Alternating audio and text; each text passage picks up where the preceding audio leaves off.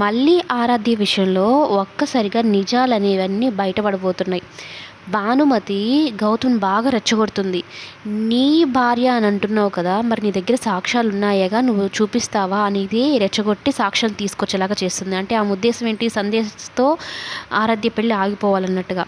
ఇక గౌతమ్ బాగా రెచ్చిపోయి ఖచ్చితంగా తీసుకొస్తానని చెప్పని వెళ్తాడు. మరోవైపు మళ్ళీ మాలినిని మామూలు మనిషి చేసేసింది. చాలా సాహసం చేసిందనే చెప్పాలి తనని మామూలు స్థితికి తీసుకురావడానికి. అయితే నార్మల్ అయిపోయిన మాలిని మళ్ళీ ఆరాధ్యని అడుగుతుంది. "నువ్వేంటి వేషధారణ మార్చావు, మాట్లాడే తీరు పద్ధతి మార్చావు, అసలు ఏమైంది? నువ్వు నా చెల్లి మల్లివేనా?" అంటూ మాట్లాడుతుందనమాట. ఆ మాటకి మళ్ళీ ఏం సమాధానం చెప్పాలో తెలియక మౌనంగా ఉంటుంది. అందరూ షాక్ అయ్యి చూస్తూ ఉంటారు. ఏం చెప్తుంది మల్లీనా ఆరాధ్యనా?